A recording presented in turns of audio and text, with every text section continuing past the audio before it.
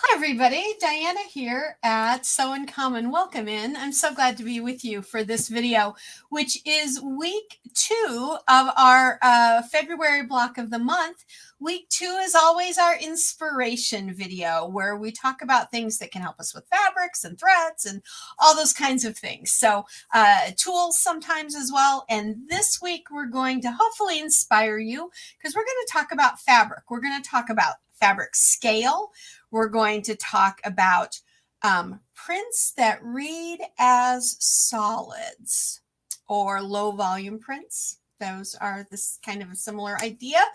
Well, they're different, but that same idea. It's a print, but you can use it as a solid. For this month's block of the month, this is our crossover star. This is our February block of the month. You have only 2 fabrics. You have a print, a definite print, like you see here with the green.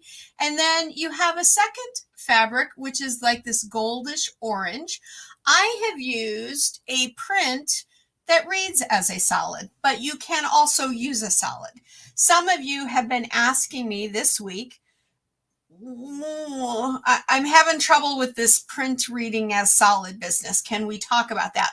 Absolutely. And that's what we're going to be doing in this video. And first, though, let me welcome all of our community members in, everybody who has subscribed to the channel. It thrills me to know that you all are enjoying this, and welcome into our new viewers as well. I've gotten contacted by a few people just in the last couple of days that says, I'm an embroiderer. I want a quilt. I want to do it with my embroidery machine. Your stuff looks like maybe it's something I could do. And it is, right? It's those of you that have been doing it with us now, you know it's easy to piece your quilt blocks in the hoop. And so welcome to all of you. It just thrills me no end that you're here. Go ahead and too, if you're new, click on that subscribe button because that way you'll get notified when all of the videos and stuff comes out, okay? And also something I want to make really clear to folks, because I got a really weird text this week, and the person on the other end was just concerned that she had signed up for something where she was going to be on a list and she was going to get her stuff sold off to other mailing lists and stuff like that. No, not from me. Okay. If you subscribe here over on my YouTube channel, guess what it's called? Sew in Common. Or if you subscribe at the website, www.sewincommon.com, your information stays only with me. I do not sell it ever under any circumstances. I know I don't like that for my own information, and I don't share it with anyone else. If someone says, hey, can you give me Brenda's email? She's part of the group and I know her. Sorry, can't do that. I might let Brenda know that so-and-so wants to contact her, but I will never give your information out. That's totally inappropriate for me to do that, and I won't do it, okay? So please don't worry about that, because I know that privacy and security and all is really important to a lot of us, if not all of us, especially in today's world when all the crazy things happen out there in the internet. But I do everything I absolutely can to keep your stuff safe, okay? So I just wanted to put that out there. But if you are new, subscribe. If you're looking for the pattern pack, which is free, the design files and instructions for each block of the month in 2023 are completely free. You'll go to my website to grab those, okay? You'll see them in the shop area. It'll say in there $0, 0 cents, right? Pop it in your cart, check out, and you'll have that. And you can still grab the stuff for January too, because everything for each month will stay in the website through the end of 2023, okay? And then it might go away. Some of it might come back in a different format. But as long as it's out there for the block of the month in 2023, it's completely free to everyone. Alrighty, enough comedy jokes. So I told you all in last week's video that I was going to film at one of my local shops, which is like 2 hours away from my home, because that's how far away I live from a good shop. That won't always be the case. I'm working towards that, but that shop, when I got there, it's where I had to take the machine. Now, if you notice, I'm working with a dream machine now. That's because they let me borrow one, and I think I'm going to buy it from them. I think I'm going to have my other one, and this is my backup because I'm really loving it. I've been stitching out the new pieced heart block, which is coming out later today on Sunday. I'm just doing the filming of it, so you see how it gets pieced together. In fact, you want to see a quick little sample? This is the small one. This is the 4x4. It's a pieced heart. There'll be 3 sizes, so that's going to come out later today.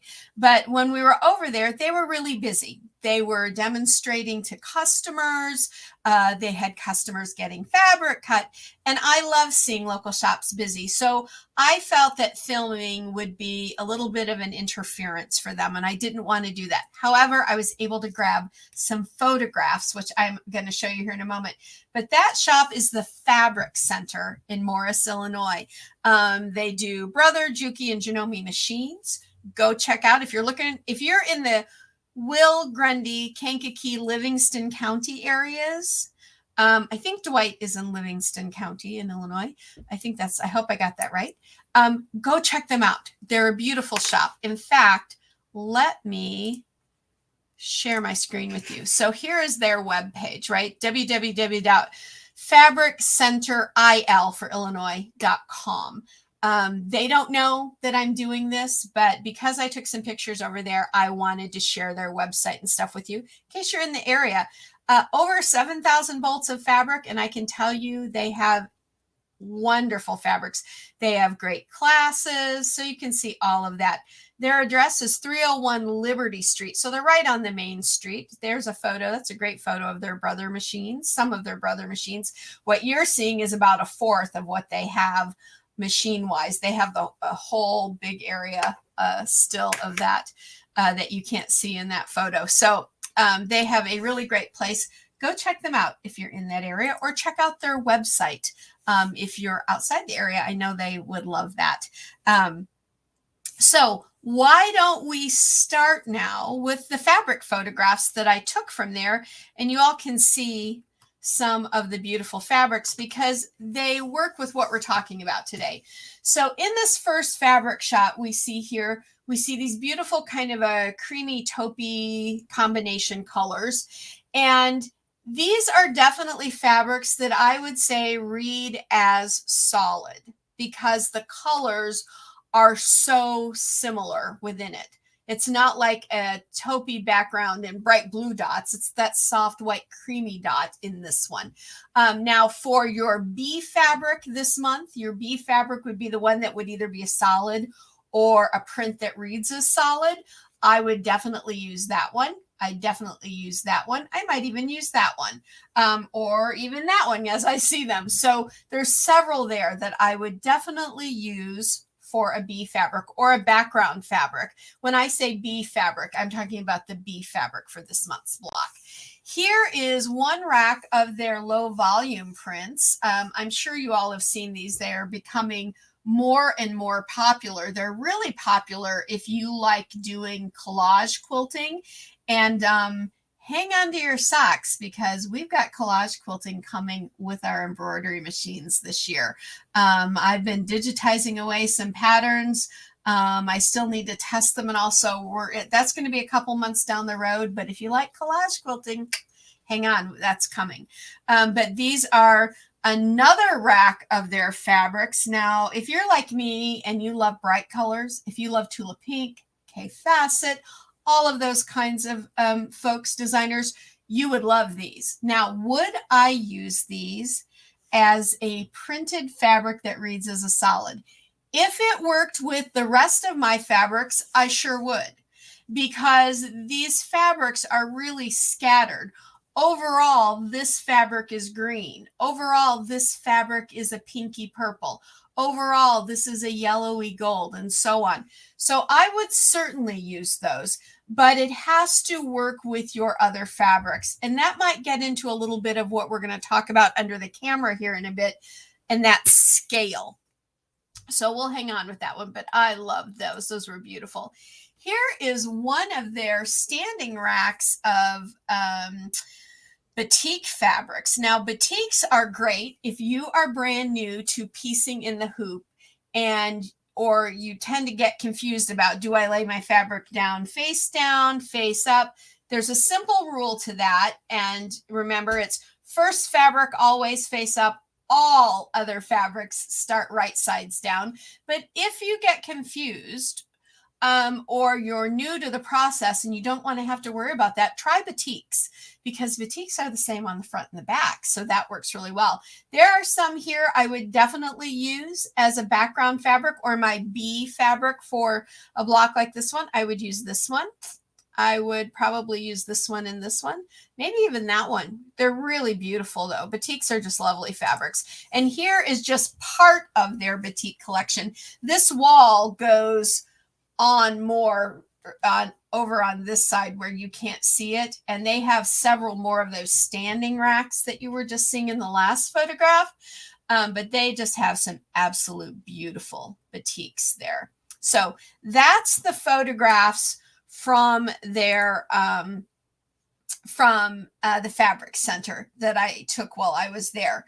So now why don't we go under my camera and we'll look at some fabrics, some actual fabrics, and then we will talk about scale for fabric. Okay, so let's share the screen again and let's go under. Yep, sometimes it locks up. So I moved my hand like that. I wanted to make sure it didn't. Okay, so here we have, let's start out with some of our batiks. So here is a batik, and when I purchased it, it was folded like this. Isn't that cute? And then they put them together like this in a stack, so you get like that star look. It's super cute.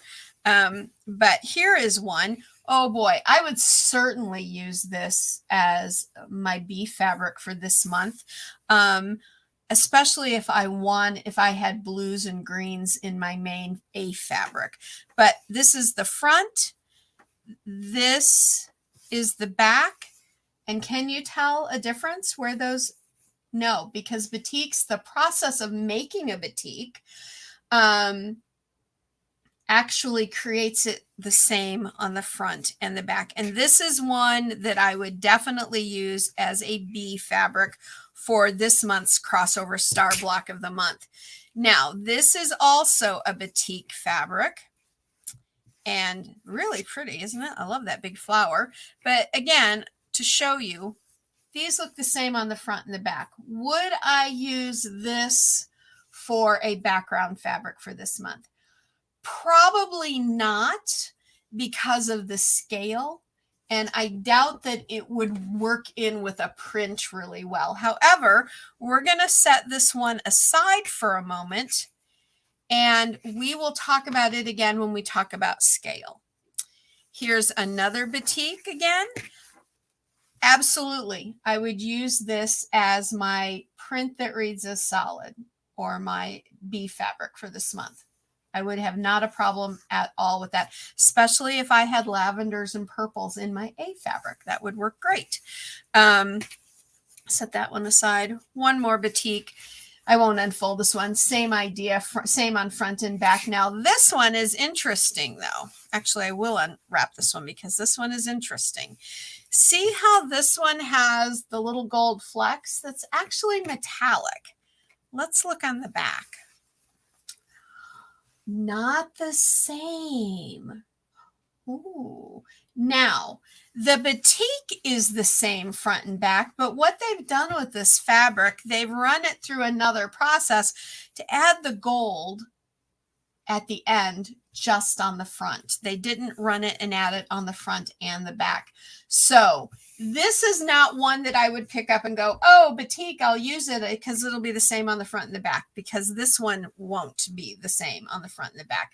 However, I would still use it as a B fabric for this month's block, but you have to be careful and make sure that you're laying your fabric down properly. So that one kind of goes against the typical rule because they've added that little gold metallic on it. And it's super pretty though. I love that. Super pretty. Alrighty, so let's move on to some of our regular cotton quilting fabrics now. Here's one. This is actually part of a Christmas line, but let me just tell you that red and that cream can go with anything where you need in red and cream, right? And that I would definitely use as a background fabric. I have no problem at all. So with solids, for me, I like my fabric to have movement or a look of texture to it. And these kinds of fabrics, that's what they do for your project. They give you more movement and more texture within that print instead of a solid, which is it is what it is with a solid, right? So that's why I like using these kinds of fabrics as my solid alternative, because I think they add that extra to my overall project. So that one is a definite. Now, I bet you all know Tula Pink, right? Well, this was a couple of years ago. She had her black and white line out. I bought this in the black version by the Bolt because instead of it being just a solid black and white, it has that beautiful print on it. I would use that as a background anytime. In fact, I do use it a lot and I never worry. Did I cut through this? Did I cut through the burr? I don't worry about that. To me, I just use this as a solid fabric. And I like that you get little bits of this and that peeking out in your different blocks. Again, it adds that movement, that texture to your overall project. So I love that one. So that's a great one. Here are a few low volume prints. Now this one again is one that is like white on white, so that definitely could be used as a bee fabric without even second guessing yourself. These could as well. Okay, as if you have these colors in your main fabric, your A fabric, your print, use them. This one I think is gorgeous. In fact, this one could have been used with my green up here if I wanted a white. We're going to hold that one out and we'll look at it closer later on because that could certainly be used. And then here is another Tula Pink. Yes, I am a Tula Pink devotee. I love her. I love her. I think she's an amazing person. I've been lucky enough to meet her. I'll dig out my photo sometime and show it to y'all. Because it was a very special day for me to get to meet her. And that was several years ago. But I love her fabrics because I love her brain and my brain are the same a little bit when it comes with color. The more, the better. Bright, beautiful. I love, and I think she's a brilliant artist. If her prints were done as artwork, they'd be hanging all over my room. I love that. Anyway, on this one, would I use this as a background fabric? Oh, sure I would. Absolutely. And the cool thing about this one is if I've got blues and greens and all, I would cut down in this area. If I have pinks and oranges and yellows, I would cut in this area, right? So I love how she did this one, that it repeats all the way through so that you, and then repeats again so that you can cut it in chunks like that. So I certainly would. Again, though, on this one, because the print is a little, I mean, it's obviously bigger than this, right? So I could use this as my A fabric as well if I wanted to. If I were going to use this as a background fabric for this month's block, again, this scale would need to match or work with the A fabric scale. So why don't we set this one aside as well, and we'll look at it with this one here that we talked about. Now, here's another one. This summer, we had a shop hop across the state here in Illinois. There's Morris right there. Lockport, another great shop up in Lockport, Illinois, which is like 2 hours in the other direction from me, but I love it equally. Thimbles Quilts up in Lockport. Check them out if you're up in that area. They're a wonderful shop. Baby Lock and Bernina, I believe, are the machines they still carry. Chicago, Peoria. Anyway, I'll stop mentioning all the towns in Illinois. But this one is definitely would be great. This is kind of a low volume print and it would be perfect for your bee fabric, something like that. And I will show you this last one because you just saw it in the little pieced heart, right? And that's this red with the writing in it. Would I use it as a background? I would. Again, this would have to go with my A fabric. I might decide to use this as my A fabric too. I mean, there's enough going on with that that I would get movement and texture and all with it. So I could do that. But I love that one. Very pretty. Alrighty, so let's set those aside and let me bring in my little friend, the template that I've made, little flower template. I use this so often. I've been using this so often for teaching. I mean, this template's got to be, I don't know, 6, 7 years old now. But I like to use this to see how it's going to look for scale. So you see this and you think, oh, well, boy, that's big. Can I use a print like that? That's definitely something that reads as solid, right? Sure it is. Would that size fit in that size flower? Yes, it certainly would. And if you're doing applique on a quilt that you've pieced in the hoop, and you're doing a layered flower, in fact, we'll be doing those later in the year too. Oh, I'm giving away all of our good hints now, but that's okay, because I just want you to be excited for the things coming. These layered flowers where you have layers, they layer up, that's a perfect bottom layer fabric. So I would certainly use that one. Now, would I use this one? Well, some of you might instantly go, oh, no, that's just too big of a print. But here's the other thing I want you to think about when you're choosing your fabric. This might look big, but are you trying to go for that kind of a bold, bright 1960s groovy kind of look in your quilt? Then that would work beautifully. Again, it would be a great bottom layer in stacked applique, or I would just use it in I might use this as my A fabric on this month's block, to be honest, and then use something like Tula's print on white, something like that is my B fabric, or the black one if I wanted it more black than white. So I would use those together. But this print works great if you're going for something that's really bold and kind of got that groovy, cool look to it, right? I would definitely use that. Now, what about this one? Well, I know you're thinking, oh, that's a lot of print going on there, right? And it is, but if you had no other color like that and you really liked that color blended together, I certainly would use it, because I would think of it more for the color family than the print. And I know that is a little bit harder concept for some folks, but make yourself a little template. Use it when you're trying to figure out your scale. That is a bigger scale. But like I said, if that was the only fabric I had and I wasn't going to get over to the fabric center or up to Thimbles or something for a while and I needed it, that color, I would use it. I would find a way to use it. Maybe I would work more in this area of the fabric where the print is a little smaller and it's blended a little more, but you could certainly use that. Okay. Now let's go. Let me take our block of the month down and bring it in. Let me set those aside.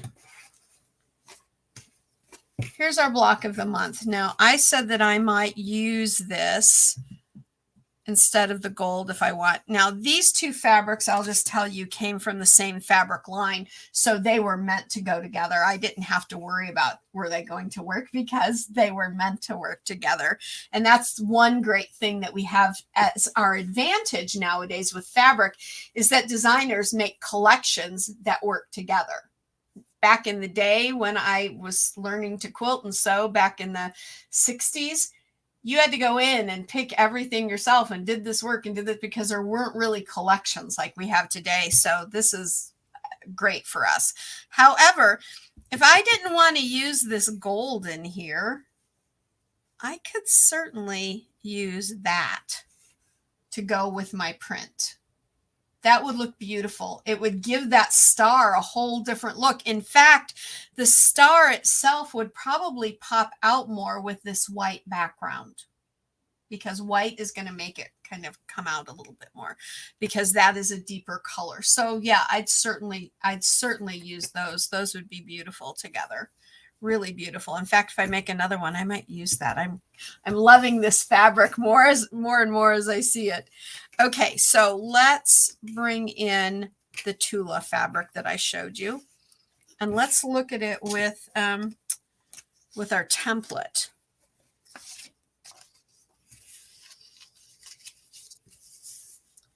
So in our template, that doesn't look super busy to me. So I would certainly think about it as either an A or a B fabric. Let's bring this in. Let's not think about the words on this, but would this work with this in a low volume idea? Maybe. Let's bring it down here into these blues and purples. Yeah, maybe. Maybe. I mean, something like that. So if you wanted to use a low volume print as your B fabric, and this is your A fabric, something like that would work beautiful. But if I had another Tula print, now this isn't a Tula print, but if I were using something big and bold, like this is my A fabric, I'd definitely use that as my B fabric. It would be a really wild block, granted. But if you like that look, you go for it. Because remember, what do I always say? You're the artist and you're the boss of your quilt and your fabric collection. Do not ever think that because I show you a block in a certain colorway, that that's what I think you need to do it in. In fact, I don't. I want you to pick colors and fabrics and designs that means something to you, because by the time you're done with your monthly project and then your quilt at the end of the year, you will love it so much more. So don't ever think that what I'm showing you is something you have to do, because that's not the case.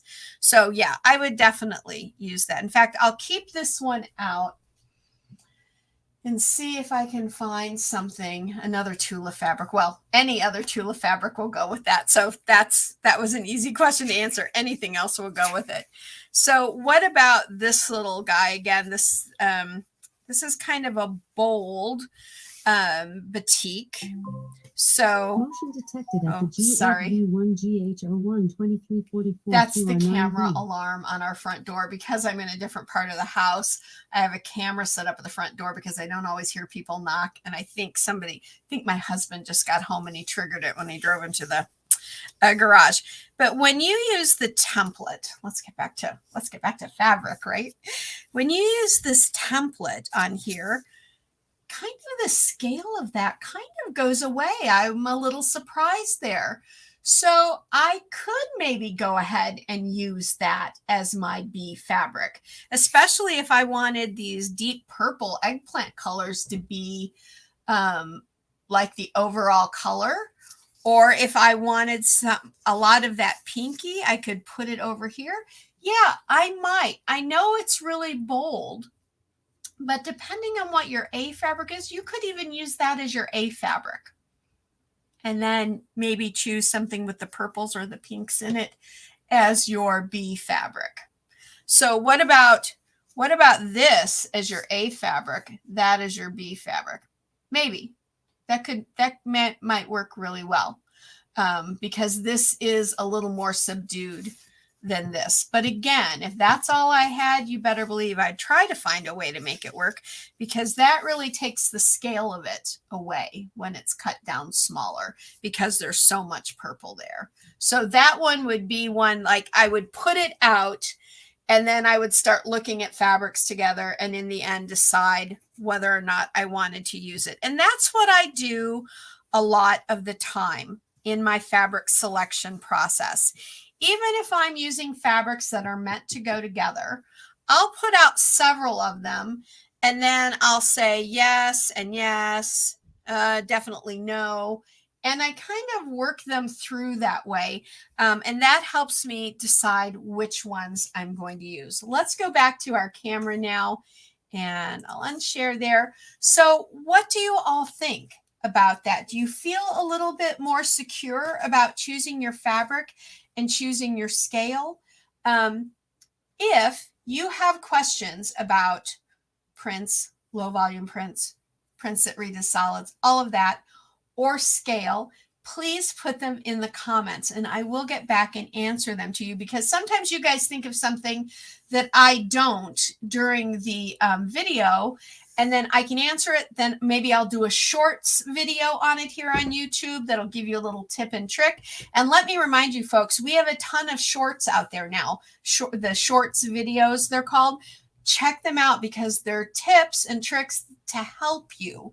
And they're all less than a minute. Some are even less than 15 seconds, but you get that information. So check those out. Well, folks, that is our week 2 inspiration. I hope you were inspired. I'd love to see fabrics that you're choosing. Please let us know. Post photos with the hashtag, or tag us, put the @ sewincommon when you post your photo, or hashtag sewincommon. That way we can see them. Now, one of our community members said that she did not know how to post a photograph.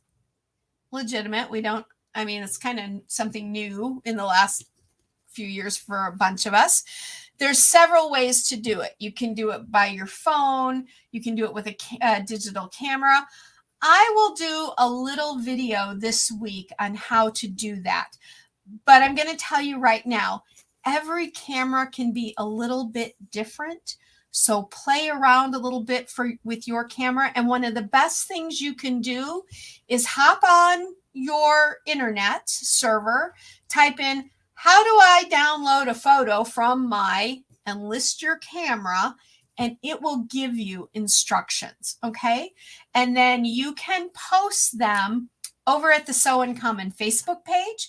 So you go into Facebook, type in Sew in Common.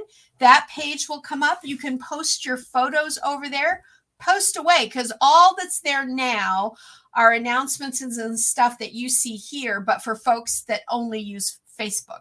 But post your photos over there. Or if you have a page where you post your photos, if you use the @sewincommon to tag us, or the hashtag sewincommon, then I can search and find them. And I love to show them because remember, no judgment. Everybody's is beautiful, because everybody is an artist in their own right. So, but I will try to do a video this week if I can do it, but it will be with my phone. So remember, your phone might be slightly different, but the general process will be similar. Okay. So if you haven't yet, we would love to have you as part of this community. You can subscribe here, click the little bell so you can set your notifications so you know when videos come out. Next week is week 3 of February's block of the month, where I'm going to introduce to you this month's quilting design for the block of the month, right? It's a design I create specifically to work with this block, that will work with the project that comes in week 4 of the month. I also try to make them so if you want to use them with other things, you feel free to go ahead and use them with other things, right? You don't only have to use them with this month's, but I try to make them so that they work beautifully with this month's block. Now, I will tell you, this month's block is 15 by 15 inches because jumbo blocks are so wildly popular. And you don't have to make as many, and you get a big, beautiful quilt even quicker. So I love it for that. But one of our community members made hers. I'm pretty sure she resized it in software, because she made it as a 6 by 6 inch finished. And so I'm trying to help her get a photograph up as well. So we want to see that as a 6 by 6, because I think it would be gorgeous as basically a mini. It's a mini quilt square. So I think it would be gorgeous. Alrighty, subscribe. Love to have you all in the community. We are really close to breaking 3,300 subscribers. I can't wait. This year, I'd love to see us by summertime get up to 5,000 community members. So if you have friends that are embroiderers, friends that are quilters and embroiderers, let them know about this group, and y'all come join us because we would love to see you. And until next time, sew life beautiful, everyone. If you have any questions this week, you let me know, and I'll see you all soon. Bye for